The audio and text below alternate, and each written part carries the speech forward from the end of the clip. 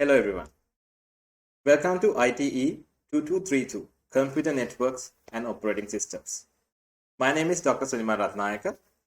I'm a senior lecturer from the Department of Computer Science and Engineering at the University of Moratuwa. In this first lecture, we will be discussing about an overview of the operating system. Here is the color coding system that we'll be using throughout this course. The red color will be highlighting very important points that you need to understand. The blue color will be used for highlighting some important points but would be of secondary importance to the points highlighted in red. Then the green color would be used for highlighting the terminology, the new terms that we'll be introducing, and the purple color will be used to introduce to some concepts beyond the scope of the operating systems, beyond the scope of this module, but are relevant for the further understanding about operating systems. Before we move in to discuss the real topics of operating system, I'll be capturing some background on the computer systems as a recap, such as the main components of a computer system, instruction cycle, the memory management system, the multiprocessor systems, and some basic topics that you need to understand in order to get a good understanding about operating systems. Afterwards, I will introduce you to the operating system topics, such as what it is, what is actually the responsibility of an operating system, what is a process, how is memory management done, and what are the different OS design and architectural approaches. So in the first lecture, this will be touched upon at a very high level, very abstract level, and in consecutive lectures, we will be going in to discuss in depth these concepts in consecutive weeks.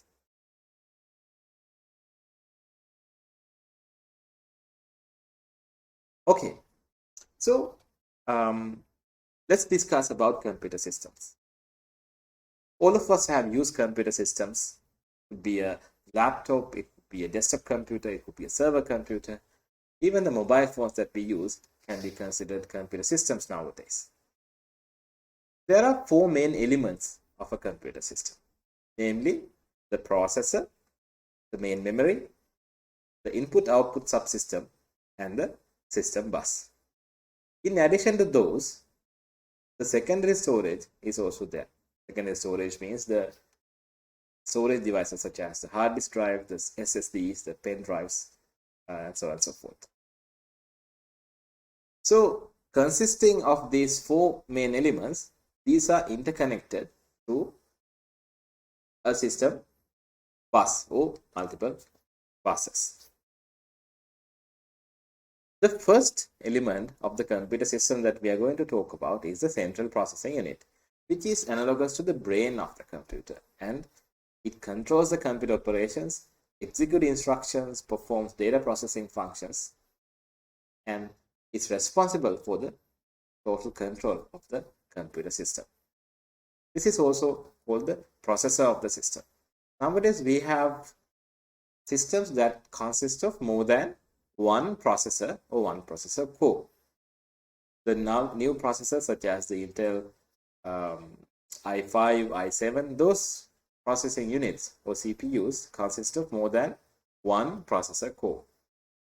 So these systems with more than multiple processor cores are called multi-core systems. Sometimes you find systems that have more than one processor within the computer system. So those systems are called multiprocessor systems. Multi-core systems and multiprocessor systems have more than one processing element in the computer system. In contrast, the traditional or the conventional, the old computers we had only had one computer processor within the computer system. Those systems were called Unicore systems. The name suggests that they are consisting only of one processor core. The second main important element of the computer system is the memory, the main memory. So the random access memory we have in our computer is usually used as the main memory. The main memory stores data and programs, both the data and programs, because we are relying on a conceptual architecture called the stored program concept architecture. So all the processes nowadays, I wouldn't say all the processes, but most of the processes that we use in commercial level use this stored program concept. So that means the processor needs both the data and programs stored in the memory. However, the main memory, especially the ones that are made with the technologies like random access memory, are volatile. Volatile means the contents of the main memory are erased when the power is turned off. So we have to think about if we want to keep those the information, the data that we use or you produce for longer period of time, then we have to think about secondary storage or persistent storage devices. The main memory is temporary. The main memory is also called the primary memory of the computer. Then comes the input and output subsystem, or the I/O subsystem. The responsibility of the I/O subsystem is to move data between the computer and different devices, such as the storage devices, the displays, the networking devices, so on and so forth. The system bus facilitates communication among processors, main memory, and I/O modules. So as you can see in the blue colored boxes, you can see the processor, and the processor also has small components such as the PC, the IR, MBR, MAR. So those are some registers, some memory elements that are necessary for the operation of the CPU. Then you can see on the right hand side of the slide, the main memory is demonstrated. There are both instructions and data in the main memory. So when a processor is executing a program, the instructions have to be loaded from the main memory to the CPU and then do the necessary actions. And whenever it needs data, those data are also brought to the CPU. So this data data and instructions bringing back and forth are facilitated through the system bus. In addition to that, the I/O subsystem is also connected with the main memory and the CPU with the system bus. So these registers such as the program counter, instruction register, memory address register. So we'll be talking about some of those in the next slides and in next lessons. But if you have studied any primary level computer science course such as the computer architecture, the computer organization, computer systems, you should have come across these terms or these registers and what they are responsible for, what they are used for in the CPU. Now that we talk about certain elements in the computer system, although they are hardware elements, they are actually designed for executing or running applications or programs. Now let's talk about programs. And what are programs and what are instructions? A program is a collection of instructions. There are different types of instructions. So when you write a program code in some language, such as Java, C, C++, Python, whatever the high-level language that we use to write a program, the lines that the program consists of, maybe you can think those lines as certain instructions. So actually program is a set of instructions, but the instruction that we talk about in the operating system level or the processor architecture level are not that high level instructions. Those high level instructions can be further decomposed into smaller instructions that the processor understands. So the program is a collection of instructions And these instructions can be mathematical instructions, logical instructions, different control flow instructions. And these instructions should be understood by the processor, the operating system, and the computer architecture as a whole in order for the program to be executed in the computer. So the processor supports a specific instruction set, which is defined by the processor manufacturer. Whenever we want to execute a program, this program, which is written in a high-level language, needs to be converted into a set of these processor-supported instructions. Usually, this is done by the compiler. You can do it manually, but which is a huge task. So the compilers help us automatically convert these high-level instructions or high-level commands that are given at by high-level programming languages to this lower-level instruction that the processor supports. Upon converting them, you can dispatch those instructions one by one in a sequence to the processor. Those processor will take care of performing those instructions or doing the operation. So that process is called executing the instructions, executing the program, or running the program. Each instruction goes through a specific cycle from the beginning to the end. So there are two stages. There could be multiple smaller stages, but at a very high level, we can say there are two stages of the instruction execution cycle. One is the fetch state, and the other one is the execute stage. In the fetch stage, what the processor is doing is going to the memory and fetching the next instruction that needs to be executed. And after that, the processor needs to understand what this instruction is actually asking to do. That process is called the decoding process. And after decoding process, the operating system, the processor understands what exactly this instruction is asking to do, and it will be performed by the different units that are responsible for different operations, which is called the execute instruction stage. Right? So now you might think how these instructions can be fetched. Right? So how can the processor know where this next instruction is located? So for a given program, the main memory has both the instruction and data, like I have already explained. The address of the next instruction is kept in some place called the program count.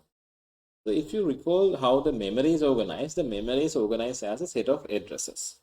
The random access memory or any memory that you access, it uses some addressing scheme. So instructions and data are saved in these certain locations in the memory, and they have a specific address associated with it. So what is meant by getting the next instruction is actually finding the address of the next instruction and going to that location, fetching it, retrieving it from the memory, and bringing it to the to some location within the processor. To help the processor or to facilitate the processor to find the next instruction, we have a special register called the program counter or the PC. Program counter register is a special purpose register located within the processor, which keeps the address of the next instruction, and the processor fetches the instruction pointed by the program counter. And then the instruction is decoded to determine the relevant operation that needs to be formed. It could be an arithmetic operation, a logic operation, control flow operation, such as jump, branch, etc. Then the operation is performed, and if that operation involves getting a result, and if it needs to be saved in the memory, then the result is saved back to the memory. Not all instructions produce some output result. There could be some operations such as jump, which doesn't involve producing an output.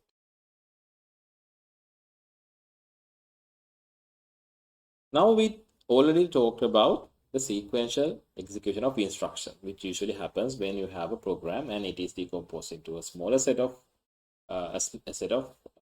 primary instructions that the processor understands, and then those are executed one after another in a sequence. Now, what if we want to disrupt the normal execution sequence of the instructions? You have a program, let's say program A. Now the program A is running, it has 100 instructions. So from 1 to 100, the instruction will be executed in an order, one after another. During this process, there's a certain, during this execution period, maybe you want to disrupt the execution sequence and get something else done. Or there some problem occurs in the system and that needs to be handled by the processor. Maybe there's a memory error, maybe there's some fatal error with the storage drivers or something like that. To support this, to disrupt the normal execution sequence, normal execution flow of a computer, we have a special concept called interrupts.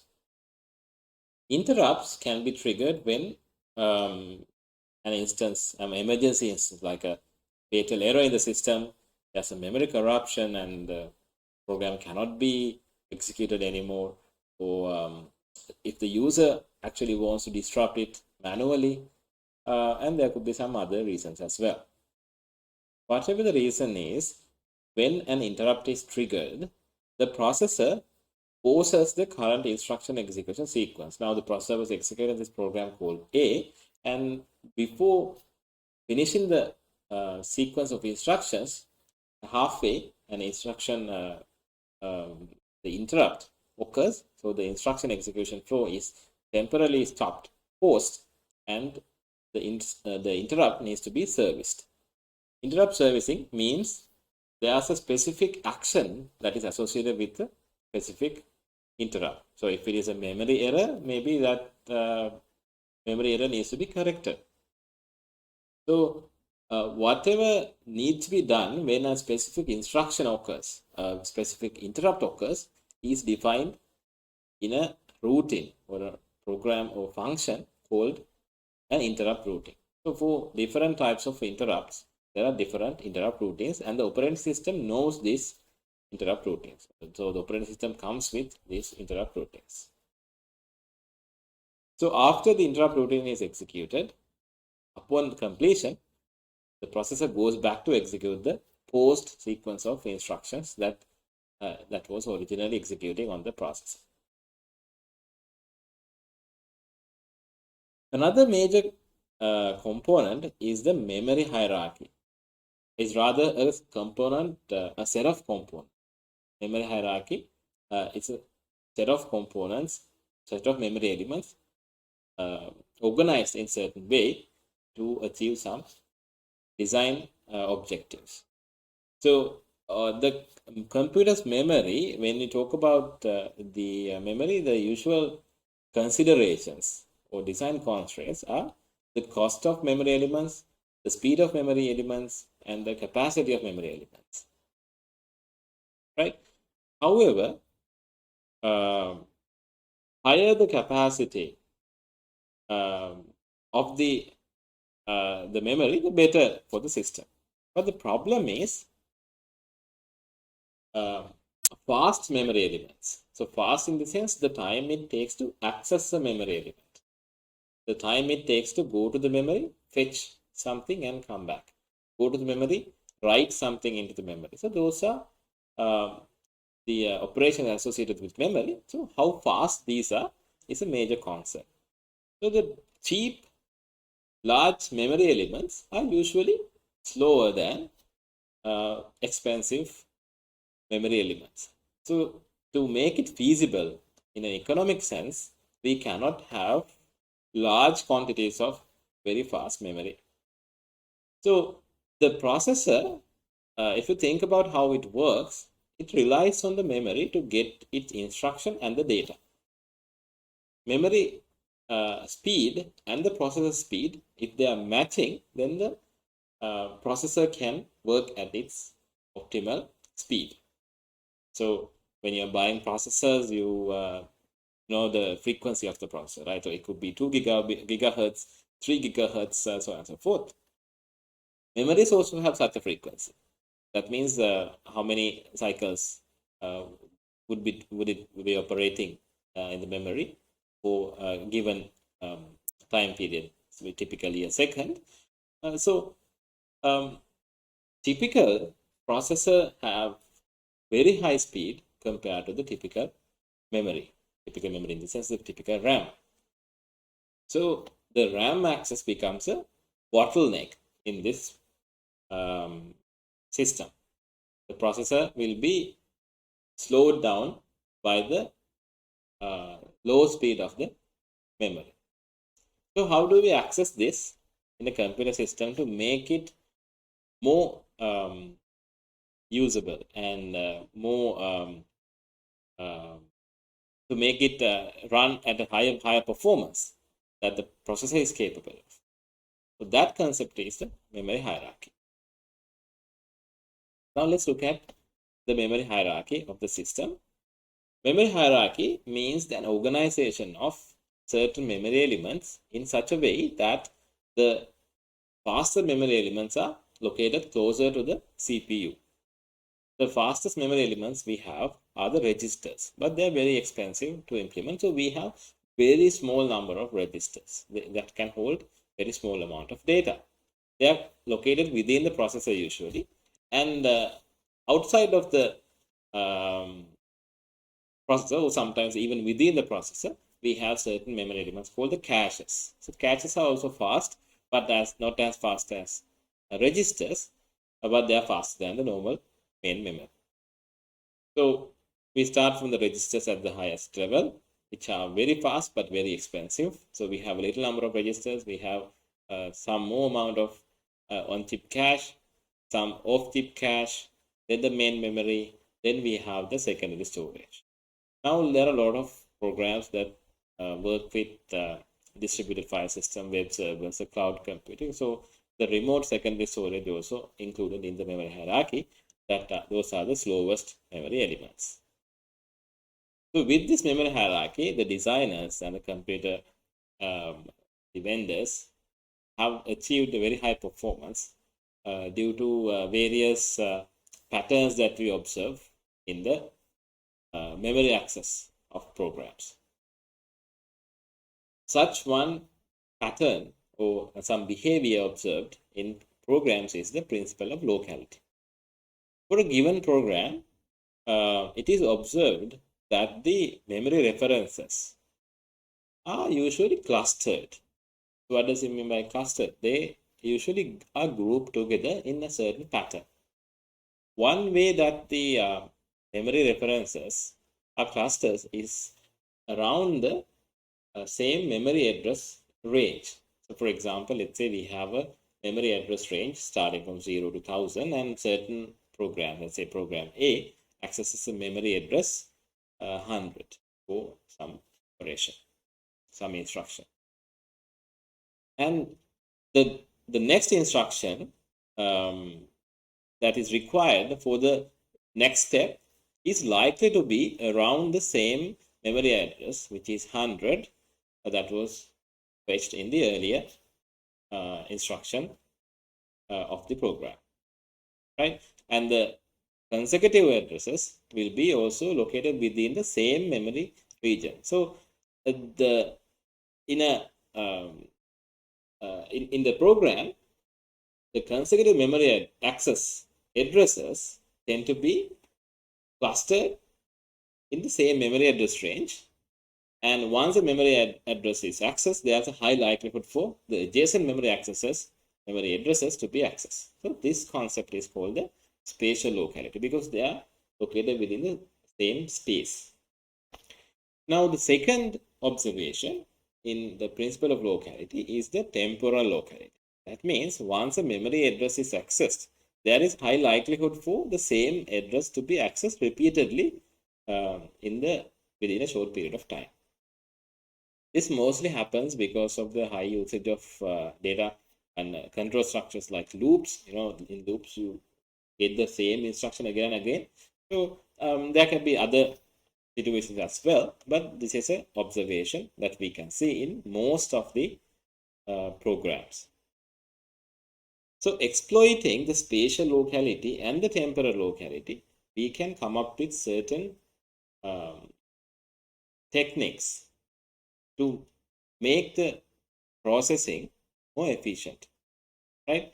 So if you think more about it, now if we know that in the next few accesses, these are the memory addresses that we need to get, maybe we can prefetch them and we can keep them in some cache or in some high-speed memory, so that the time required for getting them in the next few memory accesses will be reduced.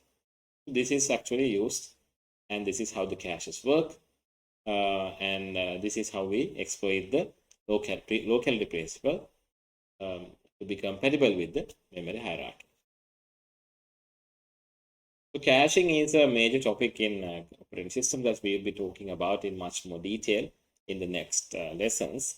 At a very high level, cache is some element which is located between the processor and the main memory. So the cache speeds are faster than the main memory, but slower than the CPU. But it helps us bridge the gap to a certain extent. The fast CPU and the main memory has a large performance gap. So the cache helps us bridge the gap. So modern processors and modern systems have more than one level of cache in increasing order of capacity and the decreasing order of performance starting from the CPU side. So as you can see in the below image of the slide, level 1 is closest to the CPU. It has a smaller capacity but faster speed compared to level 2 and level 3 that are closer to main memory. Then we have multiprocessor systems. So as the name implies, the multiprocessor system is a system where you have more than one processor. So in multiprocessor system, you can have symmetric multiprocessor system in which the system consists of processors of the same type, and all these processors are connected together to the main memory and the other subsystems such as the user subsystem through a system bus. The caches could be of different organization depending on the implementation. However, usually the L1 cache is located within the processor as a local cache of the processor, and the L2 cache could be outside of the processor. Maybe you can have a cache sharing all the processors as well. That also depends on the operating system. It depends on the computer vendor and the implementation, the processor implementation. Then we have multi-core system where in the earlier slide we talked about multiprocessor system. So that means more than one processor in the system. Multi-core system means if you take one processor, within the processor we can have multiple cores. So in this example, we have core 0 to core 7. So it's an 8-core processor. So you can see there are caching elements close to the cores. So you can see 32 kilobyte cache L1 and L2, 256 kilobyte cache, and a shared L3 cache for 20 megabytes. And then we have the memory controllers and so on and so forth. You can also notice that the cache closest to the core, which is the L1, is divided into two portions. One is the instruction cache, L1I, and L1D, which is a data cache.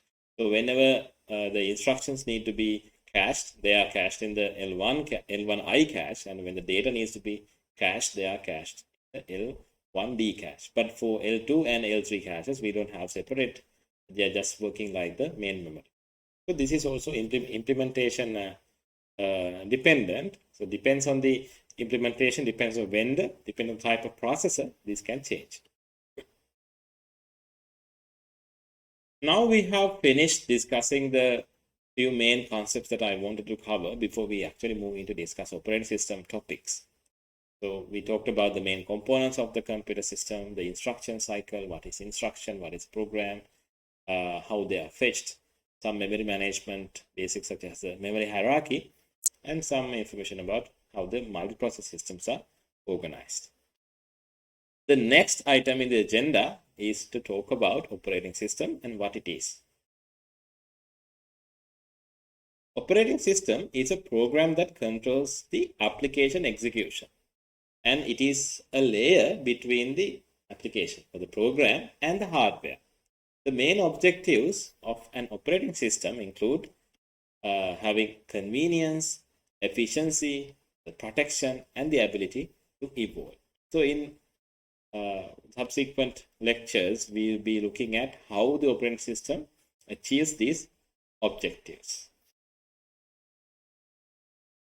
Any computer system consists of a hardware and a software stack.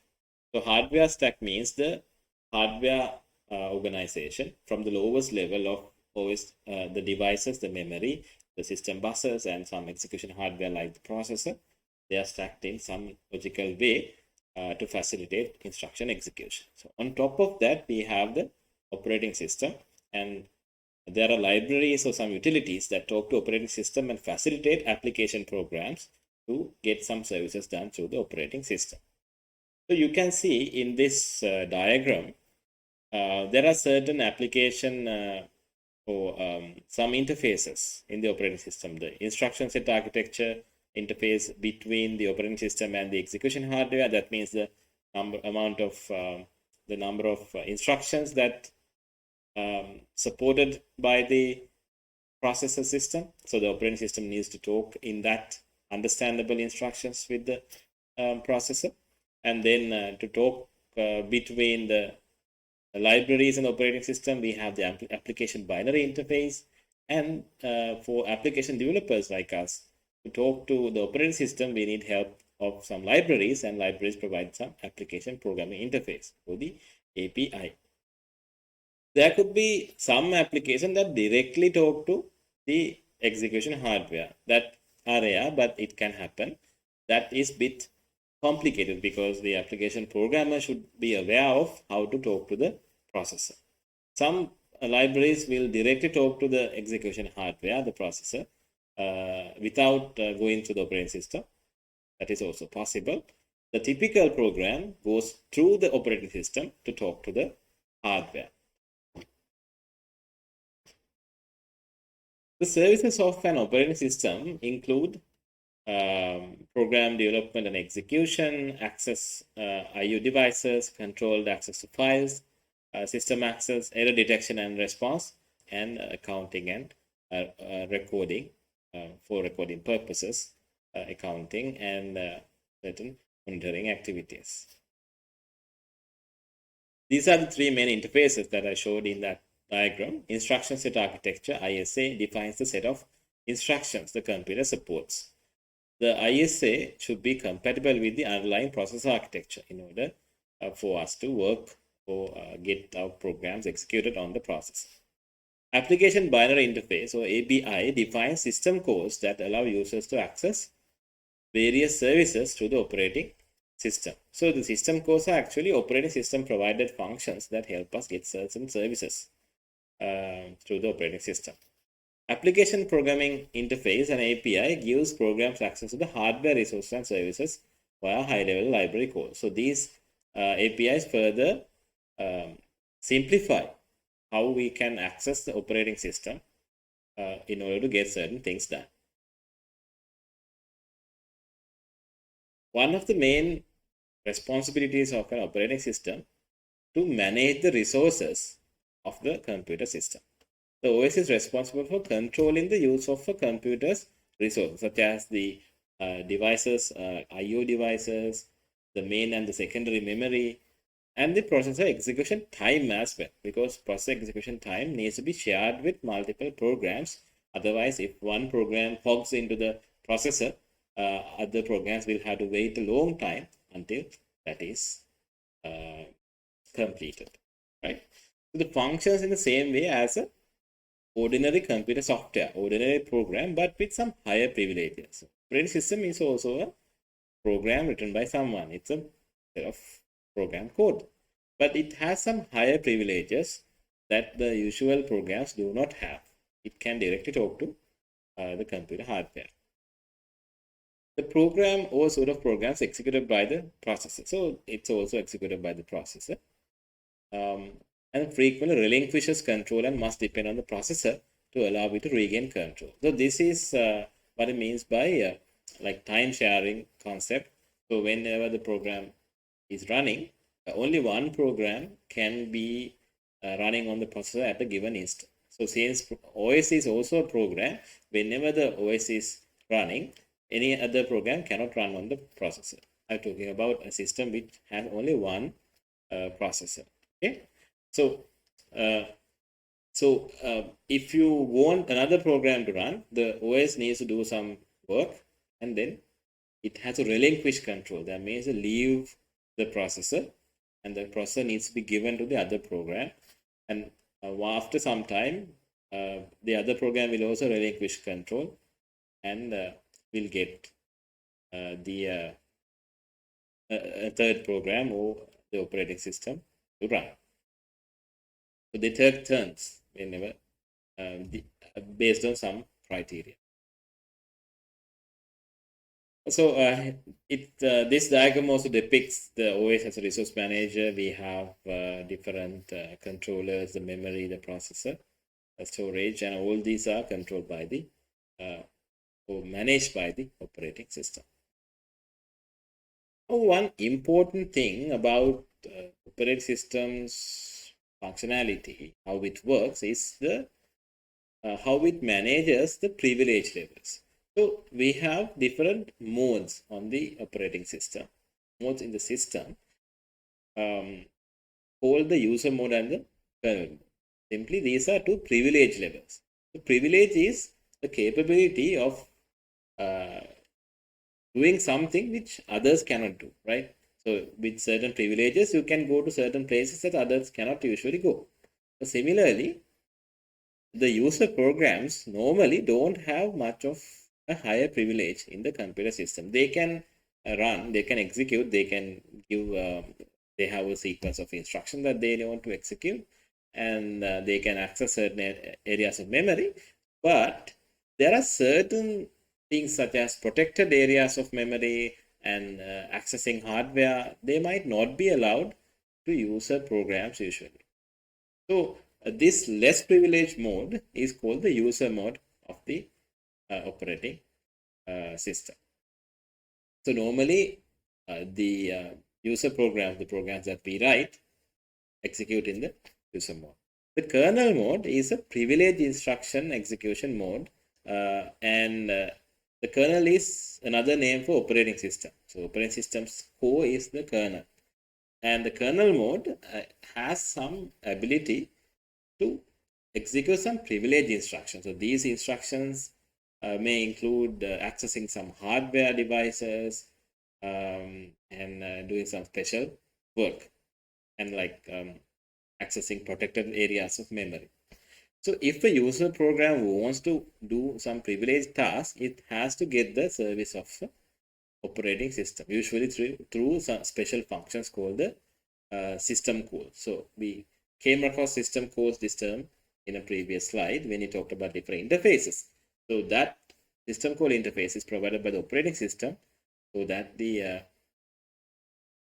users can get services, some protected services through the operating system. So whenever such a protected operation is requested, the operating system temporarily changes the mode from user mode to kernel mode and completes that task and switches back to the user mode and gives control to the user program. This is how the user mode and kernel mode operate in a computer system.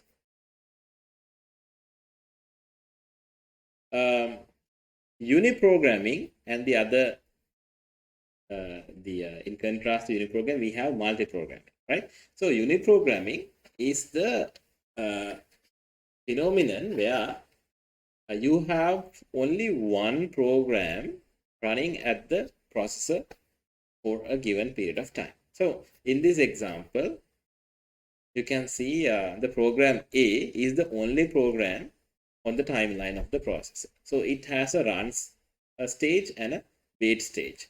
So run stage is where the actual execution of program instructions happen, and after the run stage, you can see a wait stage. So why do we have to wait for something if there is no other program running on the processor? The problem is programs usually rely on certain external resources such as the IO, like input output. Maybe it is waiting for the user to input some information to the keyboard, or maybe it sends a request to the hard drive, and hard drive needs to retrieve those information and send to the processor. Now these elements, users are very slow compared to the processor, and anyway, not only users, the hardware resources like the secondary storage devices are also very slow compared to the processor. So the processor cannot operate at the full speed, and it has to wait until those information arrive at the processor. So that's why we have a wait stage after a certain running period. Right. So in the uniprogramming model, since we have only one program on the processor, as long as the program takes to complete, so it can have multiple run and wait stages. After certain run stages and wait stages, it will complete. So until it is completed, no other program can take over the processor. This is uniprogramming. In contrast, we have multiprogramming, where multiple programs can take turns on the processor executing their codes, having wait periods and run periods. And whenever one program comes to a blocker, a wait period, the second program will get a chance to run. So in this way, the processor is better utilized.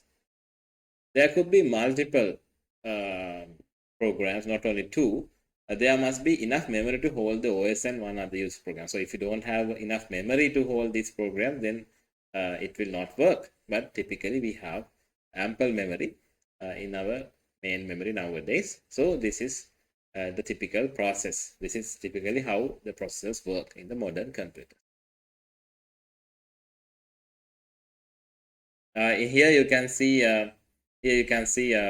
programs A, B, and C are all running at the processor, taking turns. So for a human, we might realize that all the programs are running at the same time because of the high speed of these changes. For a human, we cannot really feel that these programs are taking turns. We feel like they are all running at the same time. So this one is called multitasking also. And with more memory, we can have more programs scheduled on the processor. Time sharing systems are used for interactive jobs. Like in this case, we can handle multiple interactive jobs. So what are multiple interactive jobs? So this is also some sort of the same concept that I showed in the previous slide. Some applications require the multiple users. Let's say require the user to interact with the operating system or interact with the program, right? Like getting some keyboard input or something. So those interactive jobs require high response time. Like let's say a lot of people access the same application in a shared resource or something, a shared system, and one user enters some information, and if it takes forever for that user to get some response from the system, it's not good. So in that case, the response time is very large. We want very high desirable, which is desirable to have very high response time, very fast response times. So these time sharing systems, they switch between these interactive users within very short period, so that the response time is minimized. In batch multiprocessing systems, the objective is to maximize the processor use. The time sharing system, the objective is to minimize the response time. Right. Now we come to a very important concept called the processors. So these are not PROCESSOR, which is the processor the hardware that we have been talking so far, these are PROCESSES, process and processors. Right. So the process is actually a conceptual thing, which is the fundamental structure of the operating system. So any program that we have, when it is not running, it is a program, right? It is a program, it's a set of code. But when it's running, when it is actually scheduled on the processor, it is a process. So the process can be defined as a program in execution, or an instance of a running program, or the entity that can be assigned to a processor and executed on a processor. You cannot assign a program to a processor. You can assign a process to a processor. So in addition to the normal instruction sequence of a program, we need some additional information to conduct this processor business, conduct the execution of the program.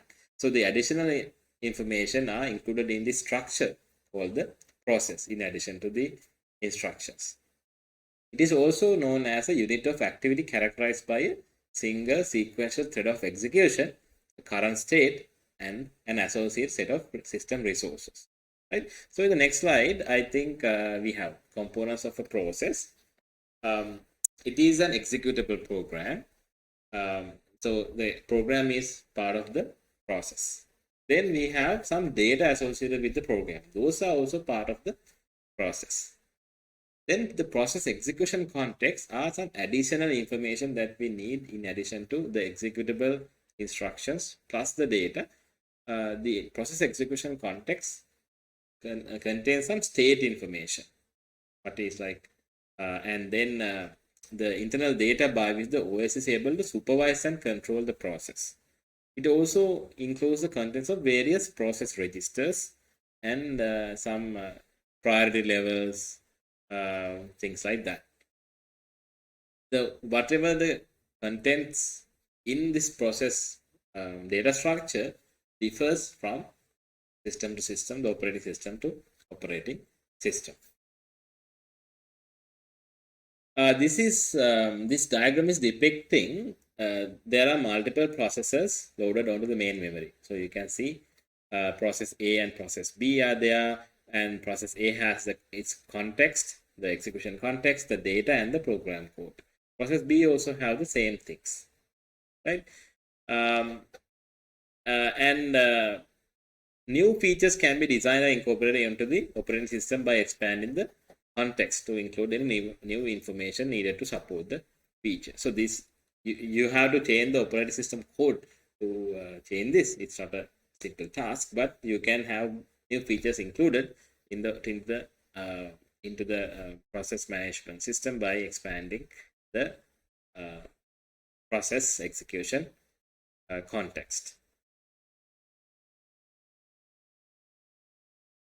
Now we have some idea about the operating system basic functionality and the scheduling of the programs or processes and what it is known as a process. We look at some memory management responsibility. So the OS is responsible for memory management of the system, including the process isolation, memory allocation and management, support for modular programming, memory protection and access control, and handling persistent storage such as the secondary storage like the hard disk drives. The virtual memory is a facility that allows programs to address memory from a logical point of view.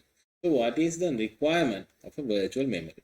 So the typical memory of a computer system like the RAM we have ranges between maybe nowadays 4 gigabytes to 8 gigabytes to 16 gigabytes, and maybe some larger systems have 32 and 64 gigabytes as well. But the applications that we have today, the programs that we have today require large amounts of memory. Sometimes the memory requirement of a program is not sufficient, too large to fit into the memory we have in the computer. So, and the other thing is the the system allows more than one program to be loaded into the system. The processor can take turns between. Remember the time sharing system. I remember the that timeline. We have ABC, the three programs running at the same time period taking turns. So all these programs need to be loaded into the memory somehow. So this is not feasible, it's not scalable, because we cannot afford to have too large memories, and they're expensive. We don't have enough space. So virtual memory was introduced as a solution where the operating system and the programmers are shown that we have a lot of memory, which we actually don't have. So we are actually kind of lying to the higher levels of the developers. Like program developer only sees the virtual memory. Like it says, let's say we can say, for example, we have 1,000 addresses in our system, but in reality we might have only 100 addresses. So the programmer thinks that this has 1,000 addresses. We write the program to use 1,000 addresses. So somehow these with 100 these addresses, these physical addresses, we have to manage 1,000 addresses. So those techniques, how we can do that, is implemented in the virtual memory addressing scheme. So a virtual memory is supported by many techniques. One of them is called paging. So like I said, to support these high memory demands from programs, since we cannot fit all programs at the same time onto the memory, what we can do is we can only bring a portion of the program at a given time to the memory, and the rest can be stored in the large storage devices we have, like the hard disk drives. So to bring these portions back and forth between the memory and the hard disk, or these other secondary devices, we have a scheme called paging scheme. So there are some other schemes as well that supports virtual memory, but the paging scheme is a very prominent scheme that is well used in the current systems, that allow processors to be comprised of number of fixed size blocks called pages. So like I said, the program in execution is a process, right? So the program has certain code and the data, and that is mapped into a process, and process can be huge because of the memory requirements. So the huge process is segmented into small blocks called pages, and these pages can be stored in the secondary storage, like the hard disk drive, and can be brought into the RAM whenever they are needed. So you don't need the whole memory addresses region of a program to execute it at a given time. You only need the limited number of addresses. So you can bring those parts, and whenever the processor is finished processing those things, we can send it back and bring the next part. This is facilitated by paging. Right. So the program references a word by means of a virtual address. So we have a scheme called the word scheme. The virtual addresses are allocated referenced using words that we will be learning about when we discuss about memory subsystem in next weeks. Each page of a process may be located anywhere in the main memory. They don't have to be in consecutive memory locations. And the paging system provides for dynamic mapping between virtual address used in the program and a real physical address in the memory.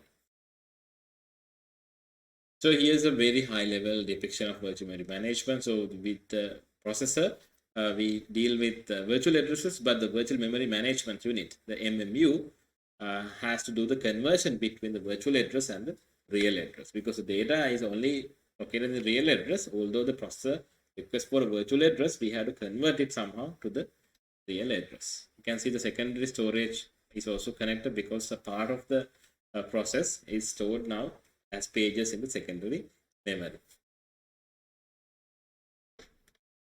We have another set of services in addition to this memory management and the scheduling done by the operating system, such as the protection and security services. So the main security services are availability, confidentiality, data integrity, and authenticity.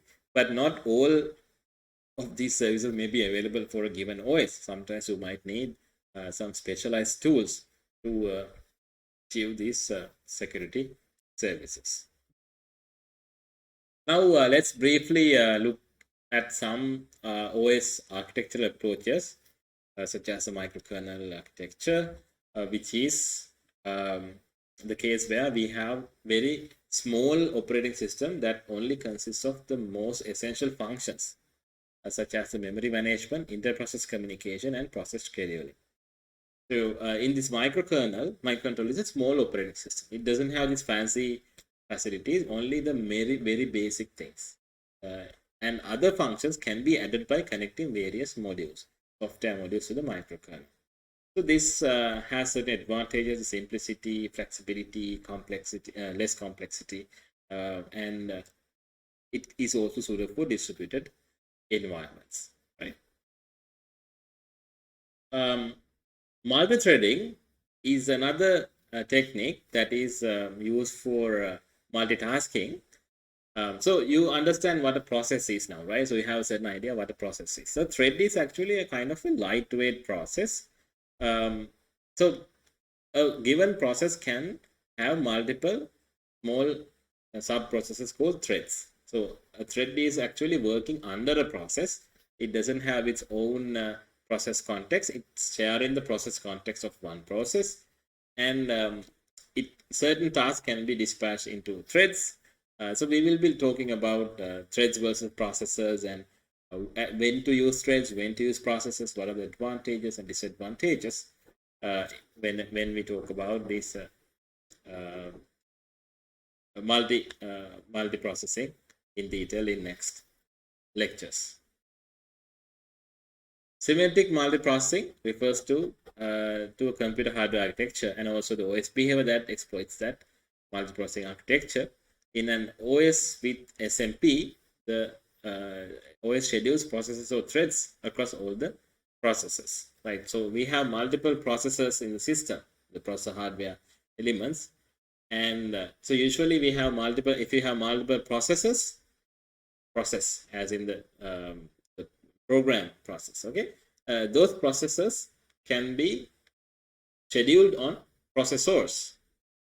Now, if we have threads also, I told you that thread is actually working under a certain process. It has less privileges. It is a lightweight process, but in SMP architecture, those threads are also seen by the OS as a separate process, and then they can be scheduled on different processors, like the same way that it is doing for normal processors. So don't worry much about it at this stage. You will understand it more when we talk about the parallelism, those things.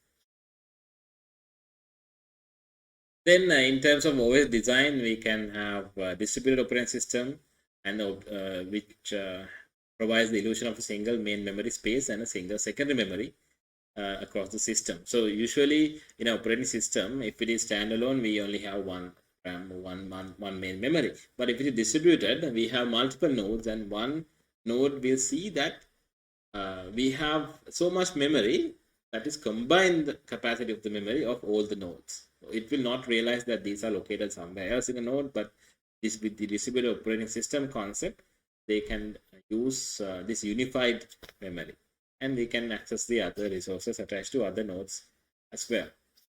Then the object-oriented design helps us add modular extensions to a small kernel like a microkernel and enable programmers to customize an operating system without disrupting the main system.